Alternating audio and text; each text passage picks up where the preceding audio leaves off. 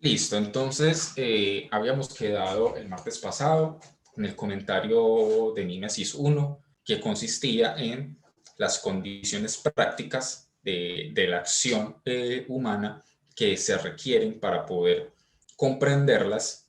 ¿Qué es lo que se requiere para comprender una acción humana en la vida cotidiana y que dichas condiciones puedan ser llevadas hacia la narración, ¿cierto? Entonces habíamos quedado en que esas condiciones se podrían reducir básicamente a tres, según Ricoeur en Mimesis 1, siendo la primera la comprensión previa de lo que él llama la semántica de la acción o de esa red conceptual de la acción, que digamos son todas aquellas cosas que nosotros necesitamos entender para considerar que lo que está haciendo una persona es una acción y no un simple movimiento físico. Entonces, que la acción necesita, por ejemplo, una finalidad, que la acción necesita unas circunstancias que no hayan sido puestas por los agentes, pero que determinen la realización de dicha acción, que la acción necesita agentes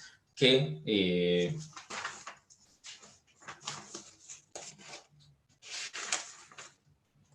que la acción remite a motivos, que es una posibilidad en un sistema cerrado, que es con otros y que implica un resultado. Y que la comprensión de esa semántica de la acción es lo que permite a la hora de rememorarla y a la hora de narrarla, tomar unos hechos que parecen sueltos, que parecen aislados y fusionarlos en un todo coherente que permite ser narrado y que ya en el paso de esa comprensión práctica de la acción a lo que Ricoeur llama la comprensión narrativa, lo que se le agregaría a la comprensión de esa semántica de la acción serían aquellas reglas lingüísticas que permiten la composición narrativa y que entonces harían posible el paso de lo que él llama el orden paradigmático, que serían las acciones prácticas, a lo que Ricoeur llama el orden sintagmático, que sería ya la parte lingüística, que digamos a través de unas reglas gramaticales de la lengua, de un léxico, de una sintaxis, sea posible plasmar ese conjunto de acciones en una narración que las convierta en un todo coherente, ¿cierto? Y la segunda condición de la acción humana y de la acción práctica que necesitaría cumplirse para poder eh, dar con ese proceso de la primera mímesis sería identificar las mediaciones simbólicas de la acción, ¿cierto? Que toda acción se comprende en la medida en que se da en un contexto donde hay ciertos signos y ciertas reglas que permiten interpretar los gestos, las palabras, los movimientos y las acciones en general de una cierta manera, o sea, que indican que la interpretación y que el significado es tal o cual, y que esas mediaciones simbólicas, tal como Ernst Cassirer lo postula, son sistemas significativos que comparte una determinada comunidad y que son las que les permite a esa comunidad tener una norma de vida, unas reglas que les permiten vivir su vida cotidiana y que les permiten identificar las acciones y darles un significado. De manera que en la acción práctica es necesario tener plena comprensión, una comprensión previa de ese sistema simbólico, de esa mediación simbólica que actúa como reglas, que ordena la vida cotidiana y bajo las cuales las acciones se juzgan de tal o cual manera. Y al juzgar esas acciones de tal o cual manera, se insertaría el componente esencialmente ético de las acciones, que ninguna acción es moralmente neutral y que eso se ve reflejado en la narrativa. En la narrativa siempre se dibujan las acciones y los personajes bajo alguna categoría moral que el lector puede comprender y con las cuales puede interpretar y juzgar los personajes como buenos o malos y las acciones como buenas o malas. Entonces, en eso nos habíamos quedado el martes pasado y nos falta describir la tercera condición, la tercera condición de la primera mímesis, ¿cierto? Que exacto, la temporalidad.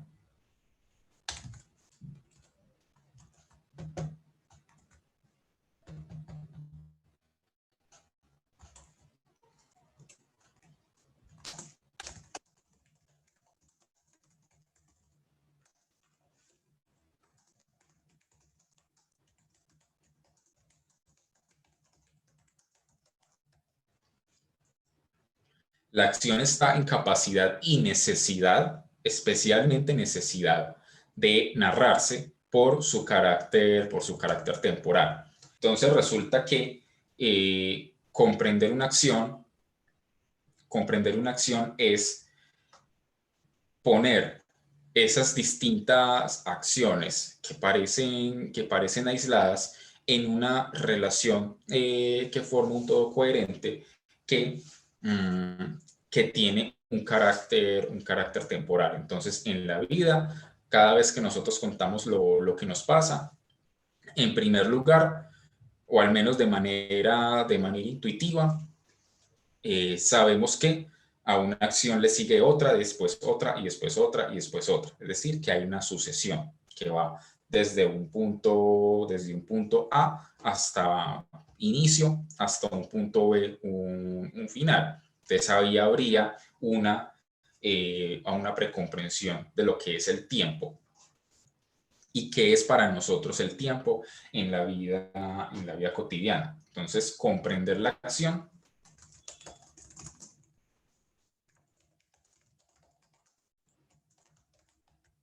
implica comprender su temporalidad. Y es a partir de la precomprensión de esa temporalidad como se da la condición de posibilidad de la narración, ¿cierto? Es decir, es posible narrar las acciones porque, además de las otras dos cosas, entendemos la temporalidad de la misma.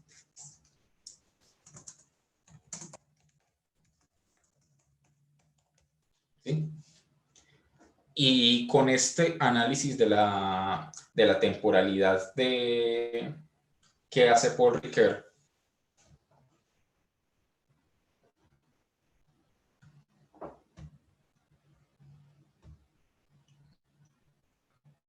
con este análisis de la temporalidad que hace Paul Ricoeur, lo que quiere hacer es fundamentalmente dos cosas, digamos, una específica que sería resolver lo que él ya ha analizado en un capítulo anterior de Tiempo y Narración, que sería esa reflexión de San Agustín sobre el tiempo, que tiene la característica de que termina en una aporía, es decir, la reflexión sobre el tiempo para Agustín conlleva necesariamente a posturas contradictorias que no se pueden resolver, por lo que no habría una respuesta definitiva a lo que es el tiempo.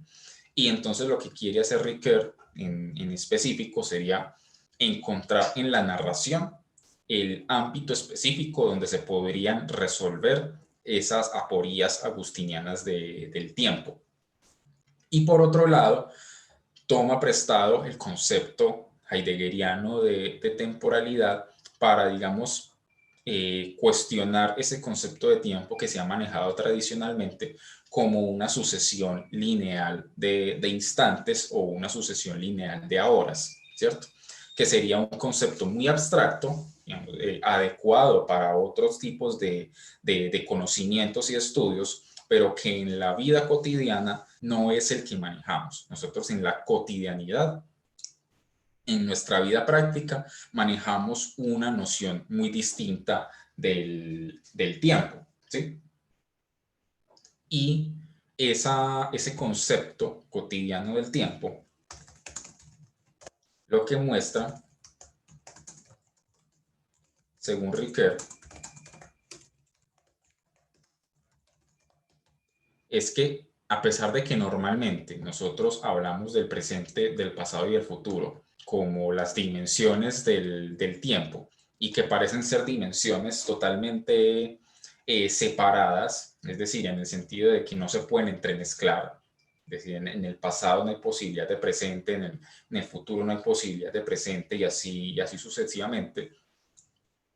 Lo que sucede al analizar la acción práctica y la vida cotidiana es que en la vida cotidiana sí hay un intercambio y una entremezcla en las dimensiones temporales que haría que esa separación tajante entre presente y pasado y futuro sea un concepto muy abstracto o digamos derivado, si se quiere, derivado de una noción mucho más originaria del tiempo, que es la que nosotros manejamos en nuestra cotidianidad. Y ese es el concepto que Ricoeur toma prestado de Martin Heidegger. Entonces, ¿qué es lo que sucede aquí?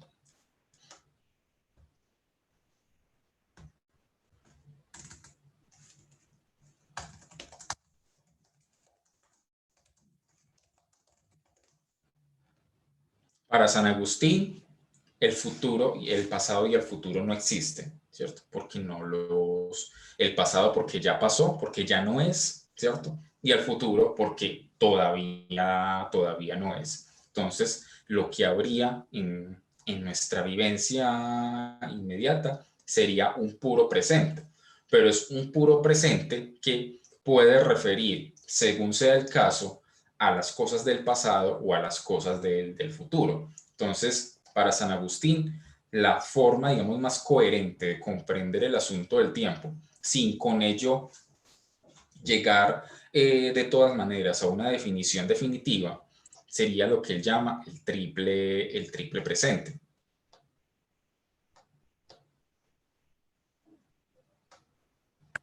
Profe, una consultica. Sí. Entonces, por ejemplo, para San Agustín, a ver, no sé, me enredé un poco ahí con lo que tú acabas de mencionar, de que no Uh -huh, existe, pues, para San Agustín un pasado, algo así, ¿cierto?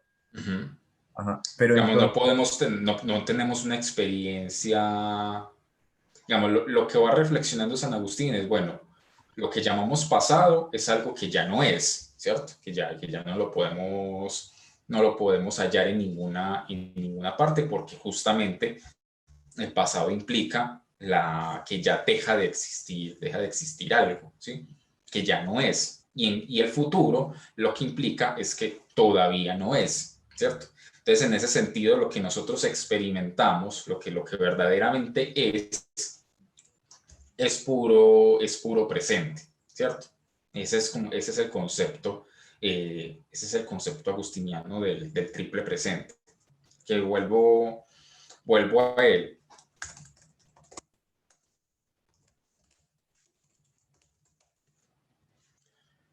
Entonces estaría el presente de las cosas pasadas o el presente del pasado, que sería, digamos, lo que nosotros hacemos al recordar, ¿sí? Que nosotros hacemos al recordar cosas que ya pasaron, es retrotraerlas al presente, que si bien ya no son en sentido estricto, al tener la capacidad de rememorarlas, entonces ello se convierte en una dimensión que llamamos el pasado, pero que se reduce simplemente a la rememoración. Entonces, por eso lo llama presente de las cosas pasadas o presente del pasado.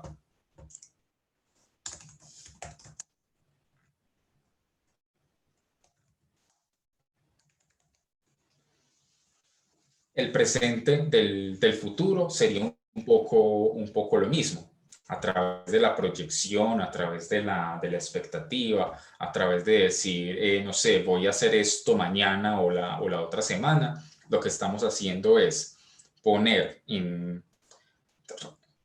traer al presente cosas que todavía no son, que no sabemos si van a ser, pero que estamos en capacidad de hablar de ellas mediante los modos de, por ejemplo, la expectativa, la promesa, la planeación, etc. Entonces ese sería el presente de las cosas futuras o el presente del futuro.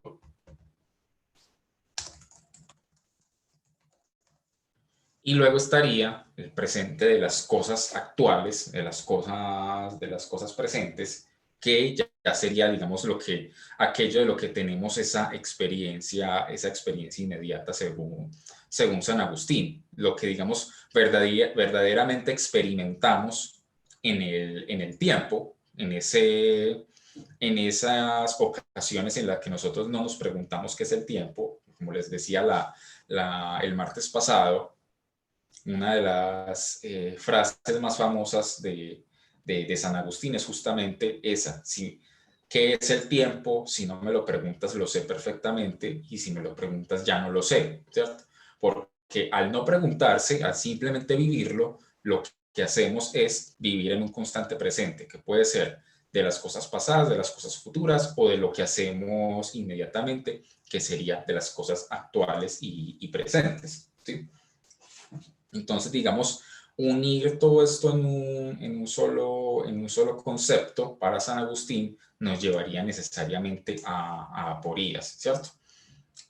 De todas maneras, esto simplemente es algo que Ricker deja mencionado, yo también lo dejo mencionado, pero mm, es un texto, lo leí hace ya muchos años, pero es sumamente rico filosóficamente, es muy denso, pero es muy interesante, y es el libro 11 de las Confesiones de San Agustín, ¿sí? Que es justamente donde trata el tema del tiempo. Entonces, lo voy a dejar aquí mencionado.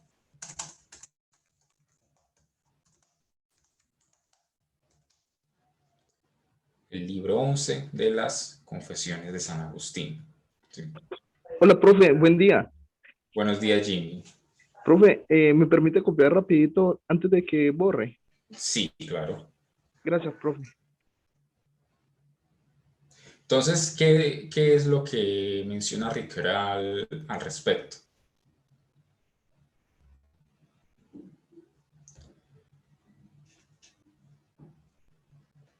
Que en la vida cotidiana, en la vida práctica, hay una ordenación de esas dimensiones temporales de la acción, y que es en esa ordenación de estas dimensiones del tiempo, perdón, en estas dimensiones del tiempo, lo que hace posible una narración. Entonces, a partir de esta primera reflexión de San Agustín, Ricker toma prestado el concepto heideggeriano de la temporalidad. Entonces, ¿qué es lo que sucede en Ser y Tiempo de Martin Heidegger? Lo que sucede en Ser y Tiempo de Martin Heidegger es que él busca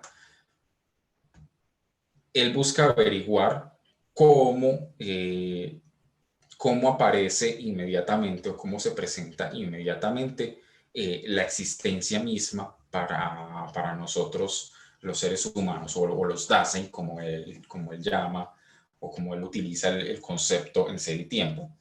Y entonces, al desarrollar cuáles son las estructuras elementales de toda existencia de un Dasein, llega al concepto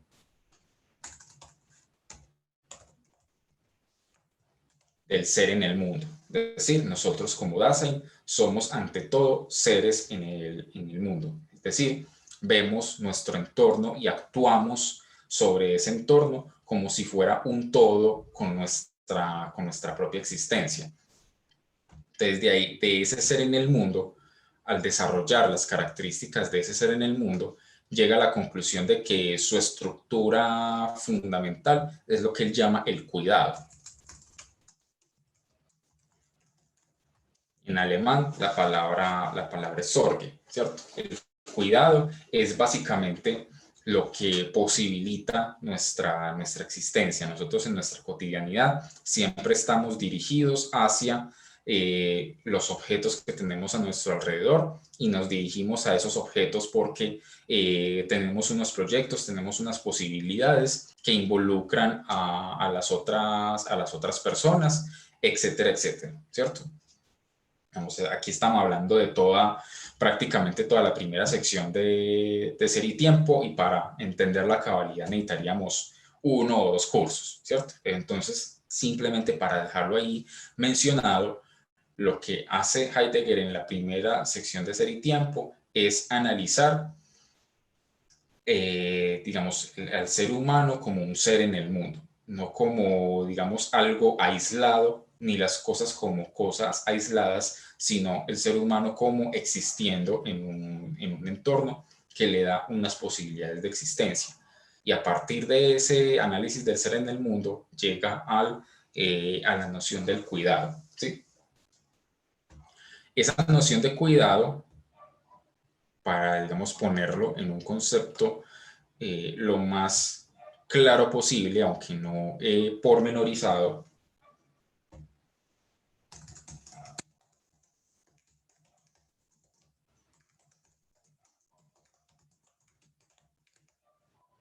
puede definirse como esa estructura existencial anterior a todo esquema epistémico. Es decir, digamos que si tomamos un objeto cualquiera, por ejemplo este vaso, ¿cierto? Un esquema epistémico, ¿cierto? O el esquema sujeto-objeto, vería en este objeto, pues sencillamente, lo que es independientemente de mí, independientemente del resto de las cosas. Entonces lo identificaría como un objeto de plástico de color negro que tiene un volumen de aproximadamente tanto y que ocupa un lugar en el espacio y que está sometido a las leyes de la física, ¿cierto? Pero digamos que es posible identificar el objeto de esta manera porque antes que eso, este es el vaso donde me sirvo el café, y me sirvo el café porque, digamos, me sirve para poder despertarme en la mañana. Me despierto en la mañana porque tengo que dar unas clases en determinado horario y para ello necesito el computador, etcétera, etcétera. Entonces vean cómo en términos existenciales el vaso no es simplemente un vaso, es algo que tiene que ver con mi existencia, que está interconectado con las demás cosas, que está interconectado con mis proyectos, que está interconectado en un todo con mi propia existencia. Entonces, eso es lo que quiere mostrar Heidegger con esa noción del cuidado. Y a partir de esa noción del cuidado es que nosotros vemos el tiempo de una manera, pero esa manera como vemos el tiempo en la cotidianidad se ve oculto por una concepción epistémica del tiempo, como que la ve como un objeto aislado, que quiere verla como un objeto aislado en sus características. Y por ello se ha consolidado desde Aristóteles de manera tradicional ese concepto de tiempo como una sucesión lineal de horas, ¿cierto?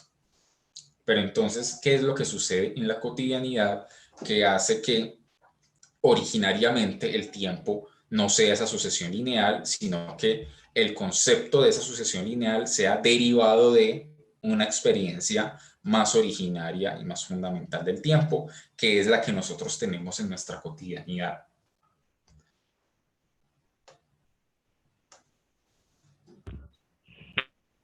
Entonces,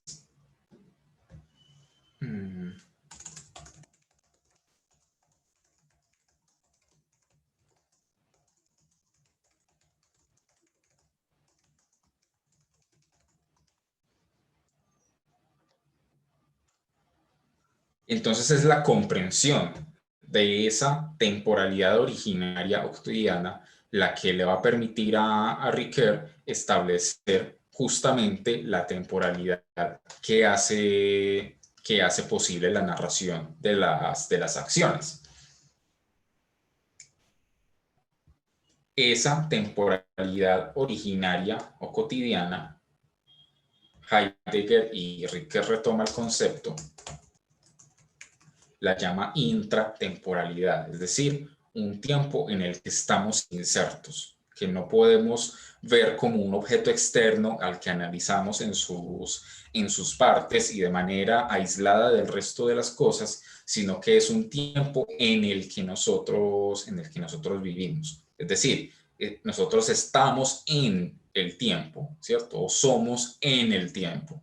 No, el tiempo no es algo que nosotros podamos tomar como si fuera un objeto para empezar a diseccionar sus partes, ¿sí?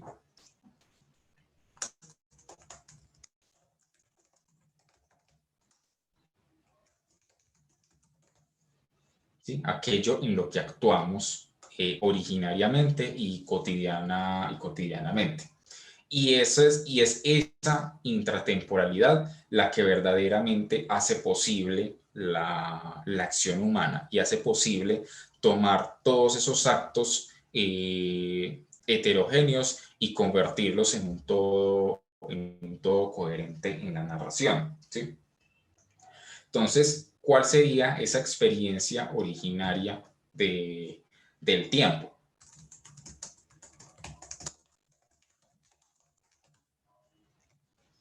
Dice Ricoeur, o retomando el concepto de Heidegger.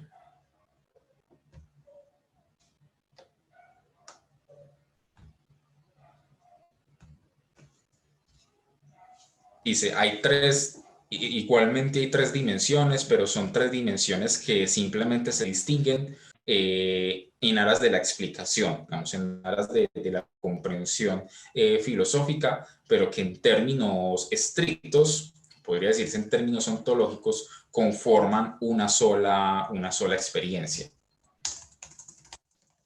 El ser por venir, el habiendo sido y el hacer presente, ¿sí? Entonces serían esas tres dimensiones que simplemente se distinguen en aras de la explicación, pero que conformarían en términos ontológicos una sola dimensión de la experiencia del tiempo, aquello que vivimos cotidianamente.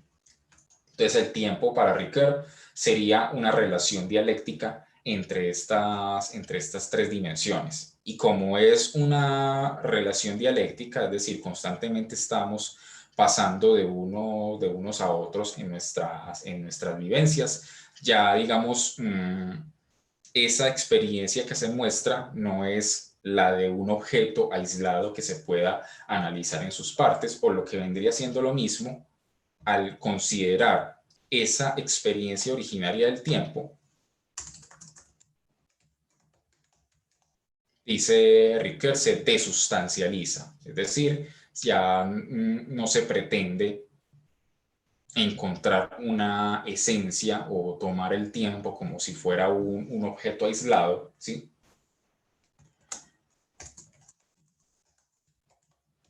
Y sobre todo, ¿sí? Digamos, en términos originarios, no sería una sucesión de horas neutral y medible. Neutral en el sentido de que no tendría que ver con nuestra existencia, sino que sería un objeto aislado, y medible, pues que se podría dividir en partes. Y por otro lado,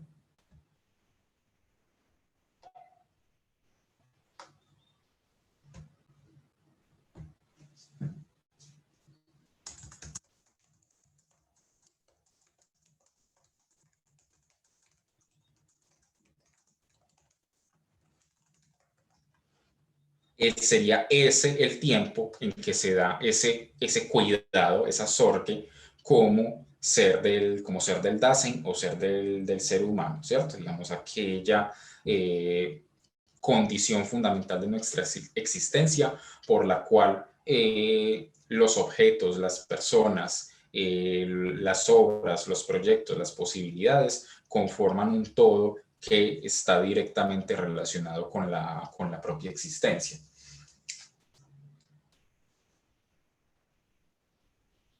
Y entonces, ¿cómo vivimos el tiempo en esa vida cotidiana? Y sobre todo, ¿cómo hablamos de él? ¿Sí? La manera como hablamos del tiempo en nuestra vida cotidiana revela justamente estas tres dimensiones, revela justamente que es algo en lo que nos encontramos y no un objeto, es algo que condiciona nuestra existencia. Entonces, ¿cómo vivimos?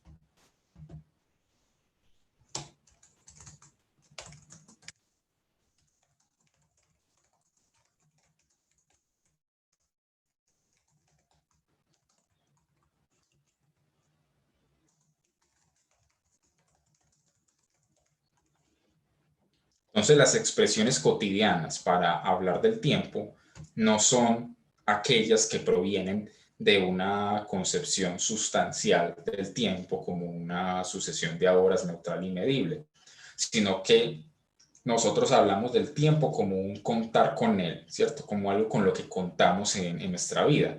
Entonces, de ahí que hablemos de hacer tiempo, tomarse tiempo, perder el tiempo, decir mañana, decir ahorita, como en el sentido de un más tarde de un más tarde completamente indeterminado, ¿sí? Ahorita puede ser en 5 minutos o en 4 horas o en 8 horas. Esas maneras de nuestro lenguaje natural, de nuestro lenguaje cotidiano, de hacer referencia al tiempo, darían cuenta de esa temporalidad originaria. Entonces,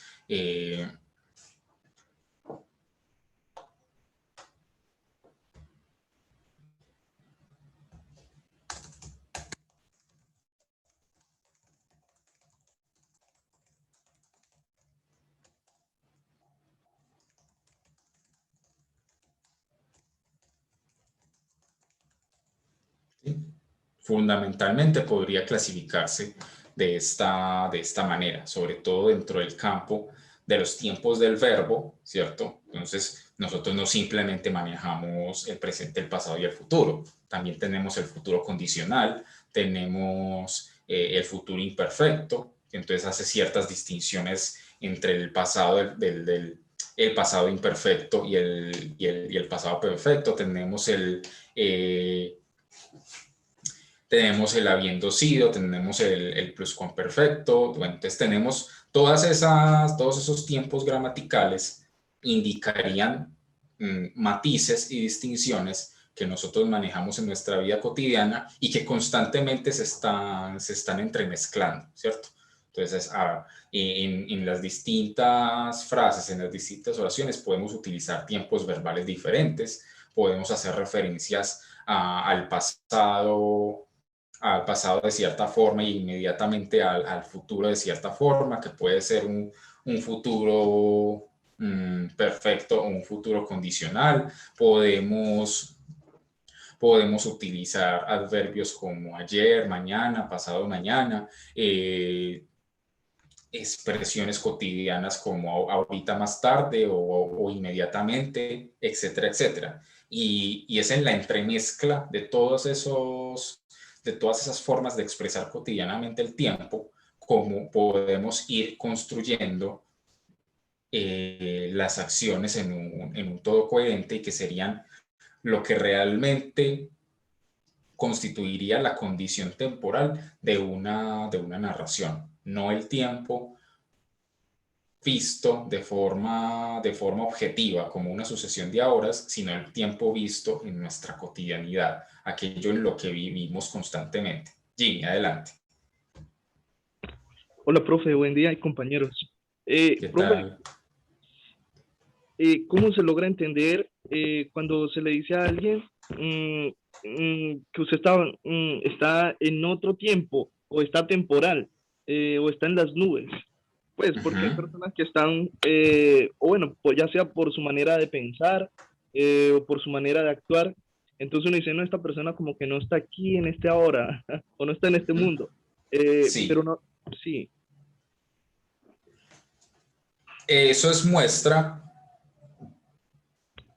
de que la forma cotidiana como vemos el tiempo no es simplemente como algo abstracto o algo aislado, sino, por ejemplo, identificamos el tiempo con una serie de pensamientos, por ejemplo, o una serie de concepciones morales. Entonces decimos que decimos de alguien que estaba adelantado a su tiempo, ¿cierto? Entonces, que pensaba algo tan distinto del resto que es como si estuviera en otra cosa diferente, o alguien que se quedó en otro tiempo. Entonces, identificar el tiempo, por ejemplo, con una cierta manera de pensar, es lo que llamaríamos el espíritu de la época o los tiempos modernos, si se quiere, sería entonces algo que habría que tener en cuenta para poder saber cuál es la temporalidad de la narración. Lo que estamos intentando imitar, la mímesis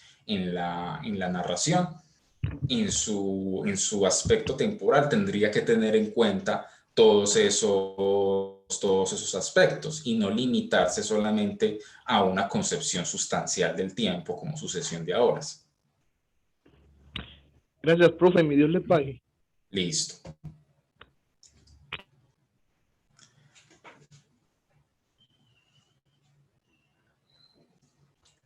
Entonces,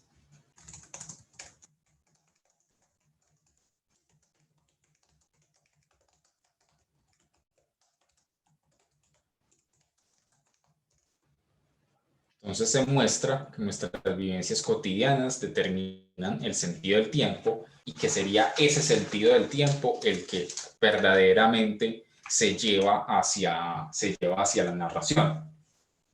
Pero según Heidegger, y esto digamos lo retoma Ricoeur, estamos dados a interpretar el tiempo cuando intentamos definirlo, siempre terminamos cayendo en la concepción sustancial del tiempo, porque las primeras medidas que nosotros tomamos a partir de esa experiencia cotidiana se toman de un tiempo, de lo que llama un tiempo natural. ¿Y cuál sería ese tiempo natural? El día y la noche, ¿cierto?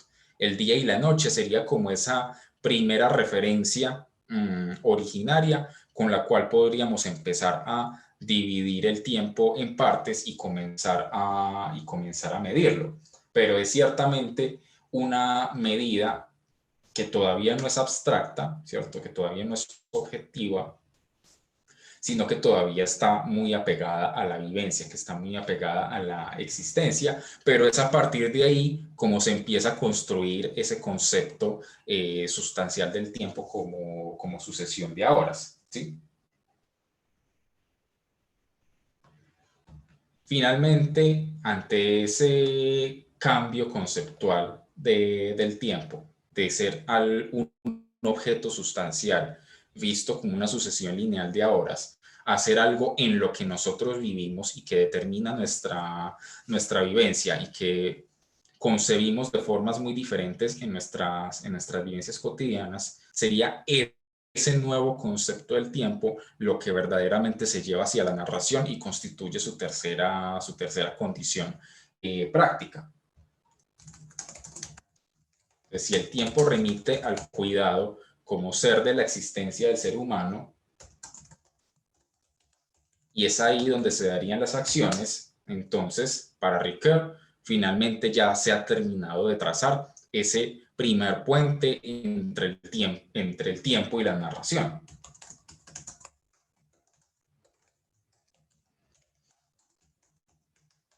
¿Sí?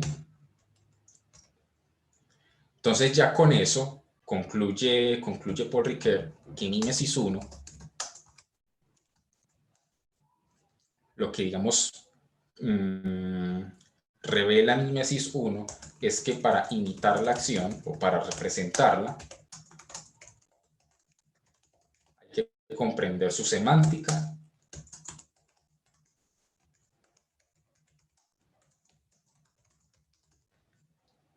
y bueno, no solo hay que comprenderla, ya la comprendemos, ¿cierto? Es una comprensión previa, ¿sí? Simplemente que lo que había que hacer era trazar los elementos de esa comprensión, ¿sí?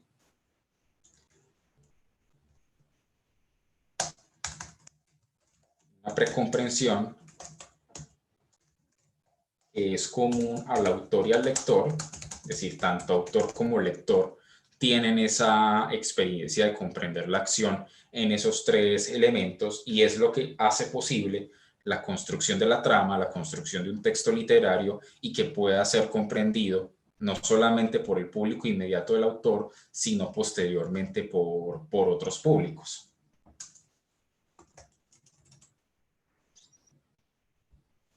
Profe, esto es muy aplicado, por ejemplo, a los que trabajan muchos, me atrevo pues a pensar en obras de teatro, por ejemplo. ¿En qué sentido desarrollas esa idea?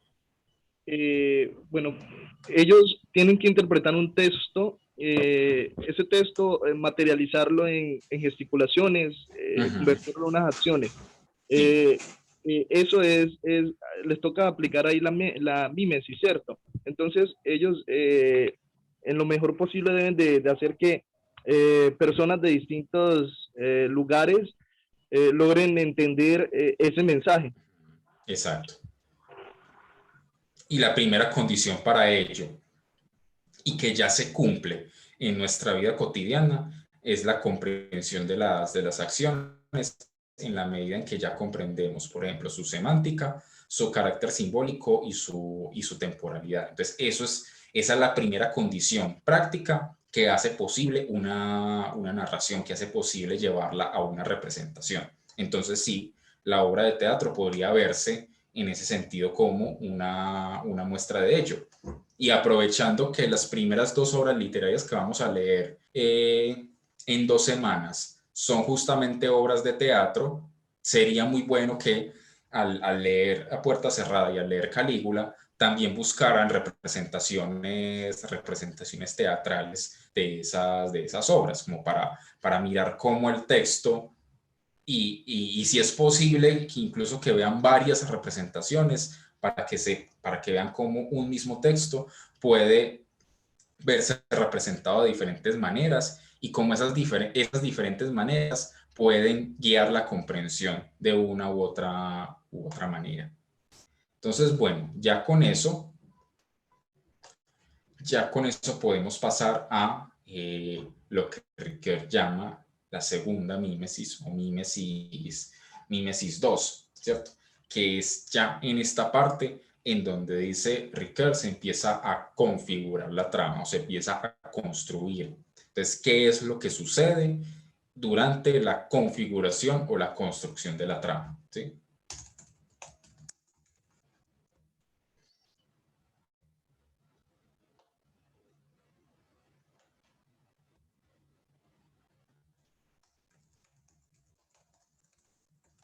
De la configuración de la trama que hace posible la narración y finalmente la escritura de la obra literaria. Entonces, ¿qué es lo que sucede en la configuración de la trama? ¿Sí? Ahí es donde Ricoeur retoma el concepto aristotélico de mitos, ¿sí? Que es de donde viene la palabra mito, como disposición de los hechos. ¿Sí? Pues para Aristóteles, configurar una trama es, ante todo, hacer una labor de disposición de los hechos, de ponerlos en un determinado orden, de construir un determinado conjunto con hechos, un conjunto que es coherente y que puede ser sintetizado en ideas fundamentales, digamos, en la idea central que atraviesa toda esa maraña de hechos que parecen tan distintos y aislados uno del otro. Todos ellos atravesarían una idea, una moraleja, un concepto que en la narración o que la narración se encargaría de formar mediante la configuración o la disposición de esos hechos en un todo coherente. ¿Sí? Entonces, lo que sucede ahí es que, según Ricoeur,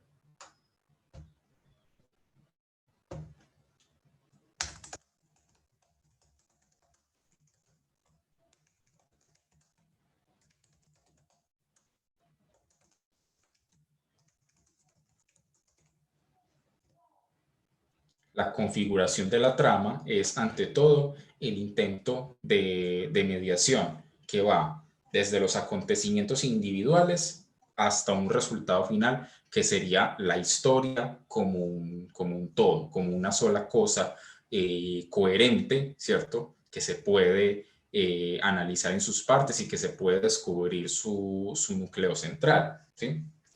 Entonces, eso es lo primero que, que Ricoeur establece acerca de la configuración de la trama, ¿cierto? Que toma unos acontecimientos individuales y con ellos construye un todo coherente.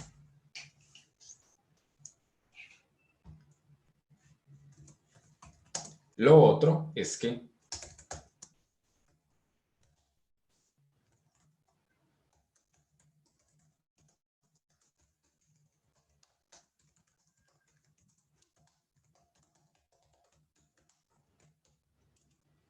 lo que sucede en la trama es que se toman esos términos de la semántica de la acción que nosotros ya comprendemos de antemano cuando las vivimos e identificamos las acciones mediante esa semántica, y lo que hace la trama es integrar todos esos factores. Entonces, los personajes, las diferentes cosas que pasan, las circunstancias donde suceden, y con eso va, digamos, hilando la historia para convertirla en un todo coherente.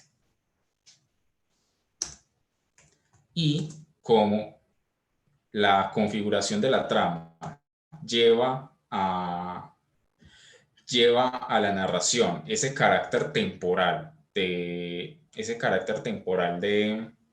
las acciones, entonces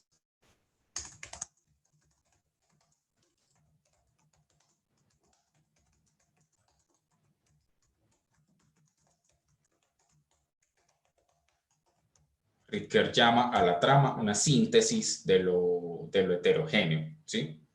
Que yo creo que ahí el concepto es bastante claro en ese sentido. O sea, tomar lo heterogéneo, lo que parece distinto, lo que parece que no tiene que ver una cosa con otra, y sintetizarla en un todo coherente que tiene una idea principal que la atraviesa.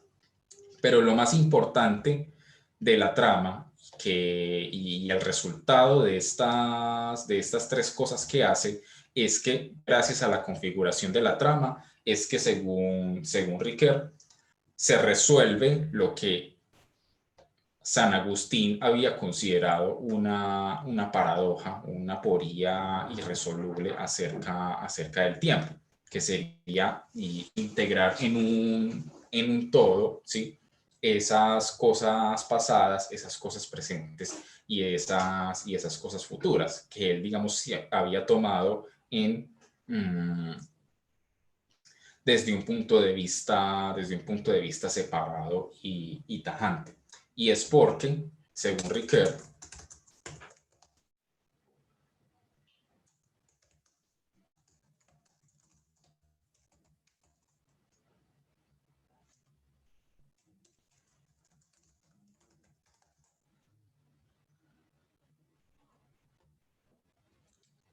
Ricoeur, la trama combina dos rasgos acerca de la temporalidad. Es decir, la trama tiene en sí misma una parte, dice Ricoeur, cronológica, es decir, de sucesión de las acciones, de que primero fue esto, después aquello y lo otro y lo demás allá, es decir, la división de la trama en episodios, ¿sí? En hechos puntuales que se caracterizaría por ese y entonces y después y de repente y así por el estilo.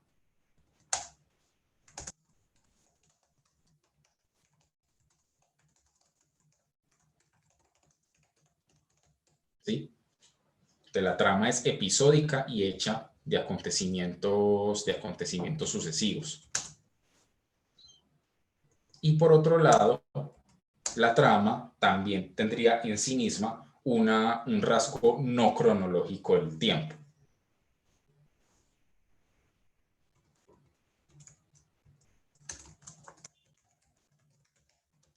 Y cuál sería ese rasgo no cronológico? Ya lo que sería la parte propiamente configurante, es decir, lo que sería ya propio de la trama, que sería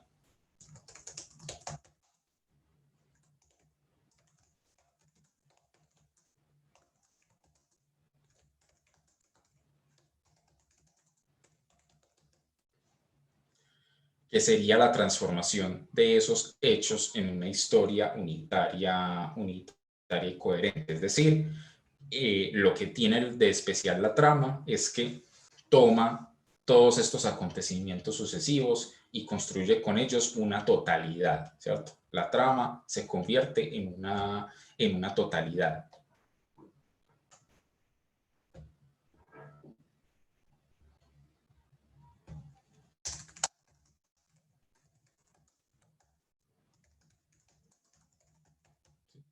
Una totalidad temporal que puede ser tomada como un conjunto completo, como un todo, que se puede observar, que se puede analizar, que se puede dividir en partes, que tiene una idea principal que la atraviesa, que va de unos hechos y llega de forma coherente hacia una conclusión, que no tendría, digamos, baches argumentativos ni baches narrativos, ¿sí? Entonces, para Ricoeur, o según Ricoeur,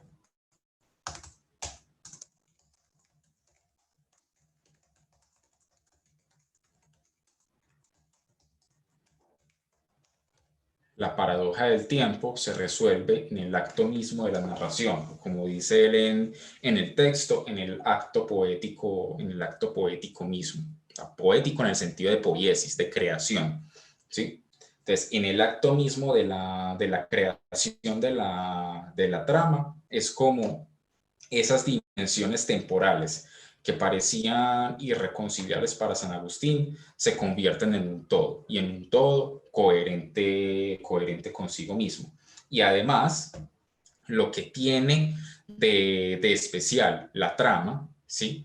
Es que es susceptible de ser continuada, ¿cierto? Se le pone un punto final, pero podría continuarse mediante otro acto creativo, seguir la narración. La trama es susceptible de ser continuada.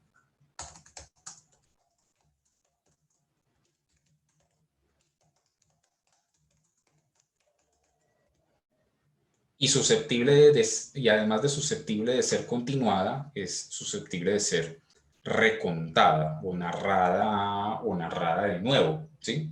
Y al poder ser narrada de nuevo, hace posible, digamos, encontrar nuevos detalles en los acontecimientos que a lo mejor no se habían encontrado antes, o que no había visto el autor, o que alguien más encuentra al leer la historia, ¿sí?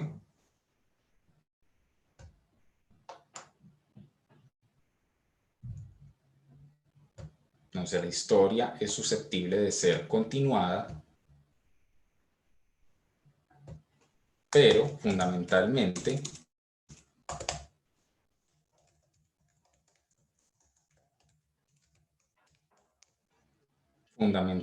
tiene cumplimiento en una conclusión, que esa conclusión puede ser comprendida en el sentido de comprender cómo y por qué los diferentes sucesos llevaron a esa conclusión y configuraron una idea unitaria que es la que atraviesa esa historia.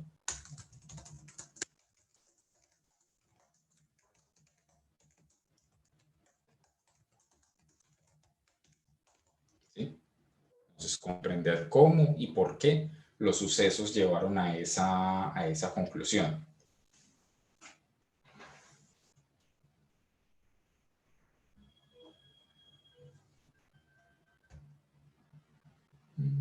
Listo, voy a borrar aquí.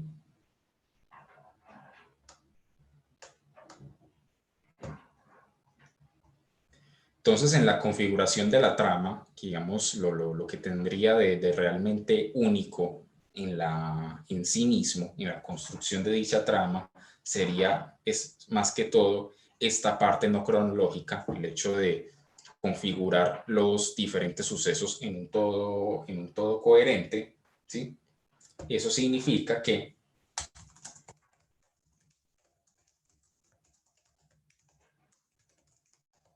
la configuración forma una totalidad significante, es decir, al que se le puede encontrar un sentido concreto, unitario, que hace parte de toda la historia y que atraviesa ese conjunto de acontecimientos. Puede mostrarse en un pensamiento o tema central, ¿cierto?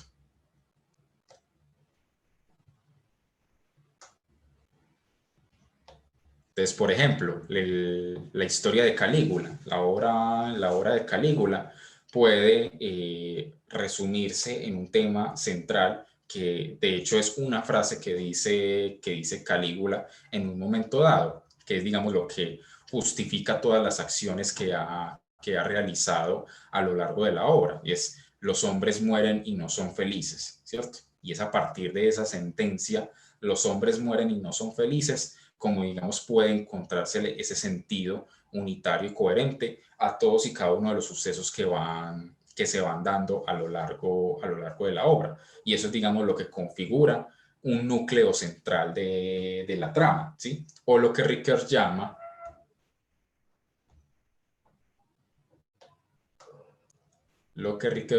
un tiempo narrativo, ¿sí?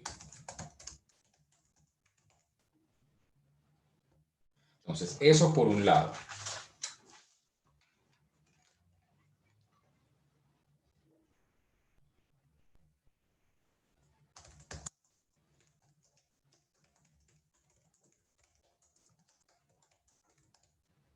Por otro lado, la configuración impone un punto final cuya función principal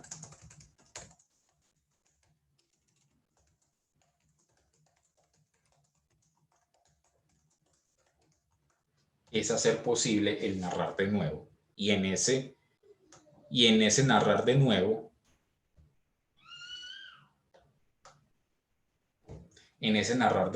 uno puede aprender con más detalle cómo los episodios conducen a ese fin, y al aprender con más detalle cómo los episodios conducen a ese fin, uno puede encontrar otros mensajes que a lo mejor otros lectores o incluso el autor mismo no tuvieron presentes, ¿sí?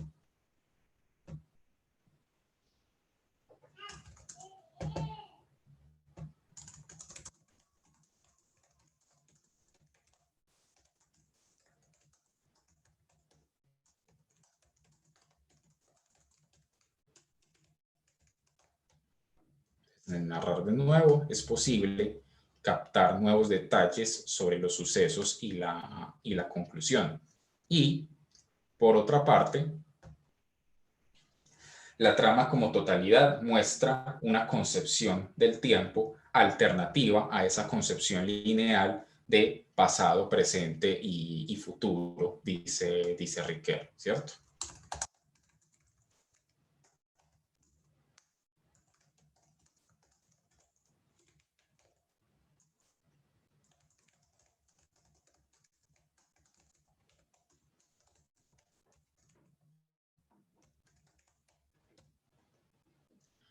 La trama como totalidad muestra una concepción del tiempo alternativa a la línea pasado, presente y futuro, y que sería reflejo de esa forma cotidiana como nosotros entendemos el tiempo, esa forma originaria, y de la cual la manera sustancial, la manera objetiva de ver el tiempo como una sucesión lineal de horas sería apenas una consecuencia o algo derivado de esa concepción originaria, ¿cierto?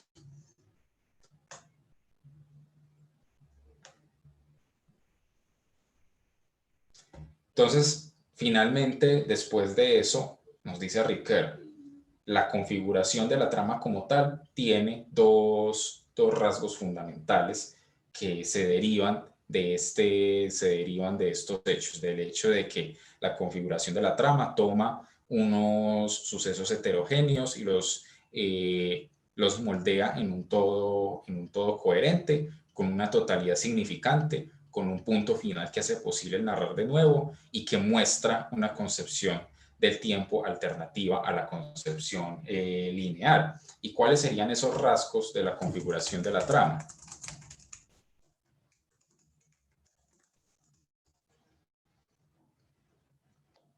Entonces dice que serían como condiciones que la hacen posible.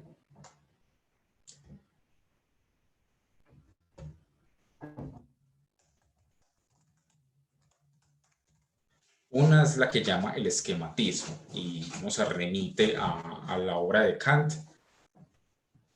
El esquematismo en sentido kantiano consiste en que para Kant la mente humana, el proceso de conocimiento de los fenómenos en la mente humana consiste en que la mente toma un conjunto, digamos, heterogéneo, caótico y en sí mismo desordenado de intuiciones, de percepciones, y la imaginación creadora se encarga de unirlos para formar conceptos coherentes con los que sería posible construir conocimientos acerca del mundo.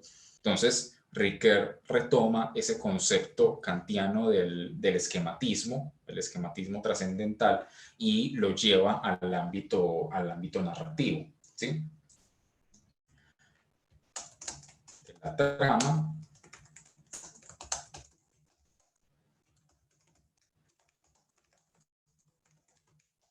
requiere una capacidad imaginativa, que sería su condición fundamental.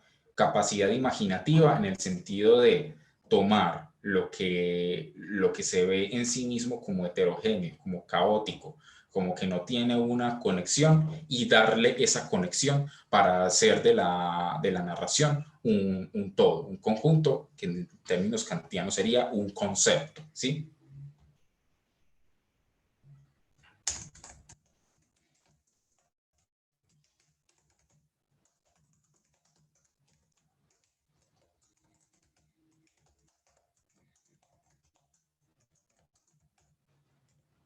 Entonces sería esa capacidad de presentar los episodios para que se sinteticen con calidad en un mensaje o en un determinado tema.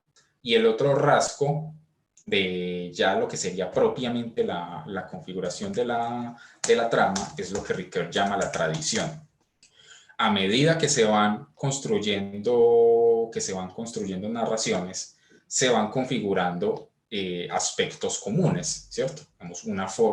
Estilos de narración, temas que se van utilizando,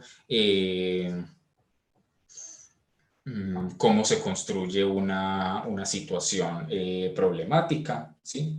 Es decir, lo que Ricoeur entiende por tradición es que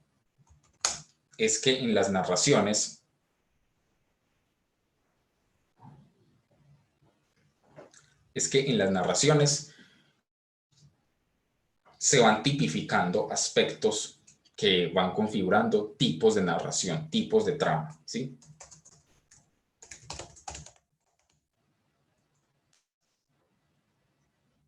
Se tipifican aspectos que forman, bueno, valga la redundancia, tipos o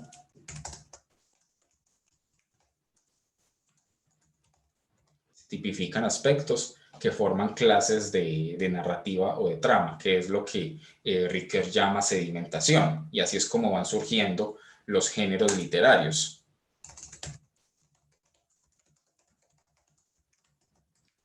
Porque tienen aspectos en común, y así es como surgen los aspectos en común de la obra de un autor, y así es como surgen los aspectos que se pueden ir detectando, que se pueden ir estudiando de una obra en particular, ¿sí?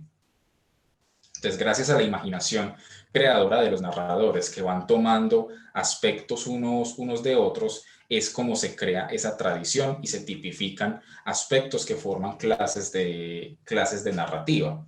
Es decir, se van configurando reglas, ¿sí? Unas reglas que guían la creación, ¿cierto? La creación no es algo absolutamente arbitrario y caótico, sino que toma elementos que ya existen y con ellos va creando cosas nuevas. Y así como se configura una tradición, pues también se da el espacio para la innovación, ¿sí?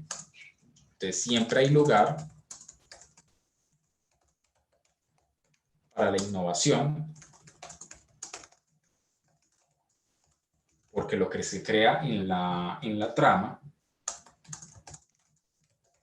es una obra singular, ¿cierto? Ninguna obra es exactamente igual a otra, y al ser una obra singular, siempre va a agregar cosas nuevas y singulares respecto a las demás obras, y así es como pueden irse creando nuevos géneros literarios, así es como pueden irse creando nuevos estilos, ¿sí?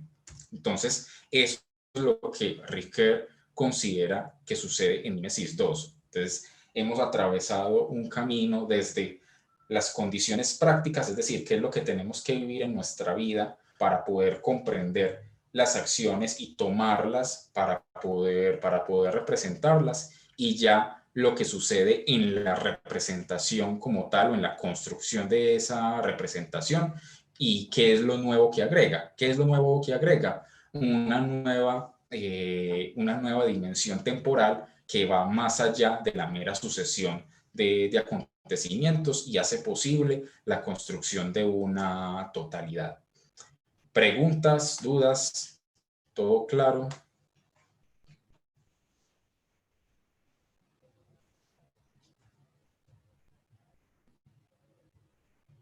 Profe, explíqueme este Sí. último aspecto de tradición. Uh-huh.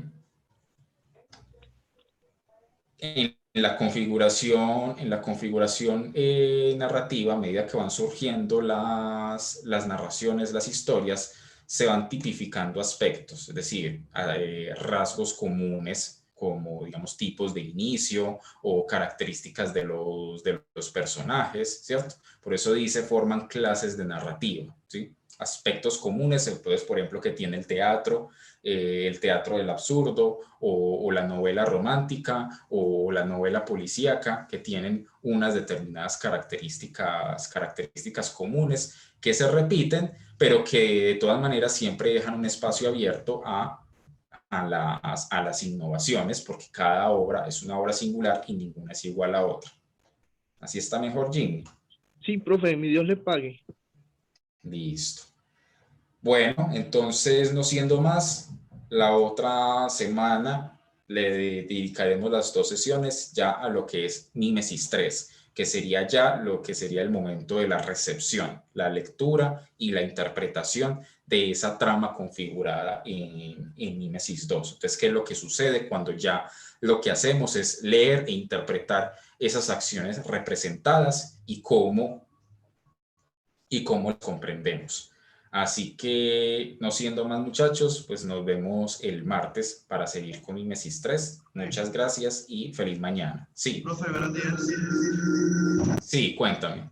Profe, le habla Cristian, le hablo del computador. No te alcanzo a escuchar muy bien. Profe, lo que pasa es que no me aparece nota en la plataforma acerca del trabajo que hicimos. Ah, sí, es que me faltan, creo que 2 trabajos por calificar. No te preocupes, que eso lo voy a hacer ahorita. Ah, listo, profe. Le agradezco, muy Listo, amable. Que tenga buen día, listo. ¿yo? Yo le pago. Igualmente. Gracias. Jimmy, adelante. Profe, ¿usted me podría enviar esos textos? Sí, claro. Ah, no, pero yo ya te lo envié. Es tiempo y narración. Lo que pasa es que es el capítulo siguiente. Ah, listo, profe, qué pena. Mi Dios le pague, Ujú. profe.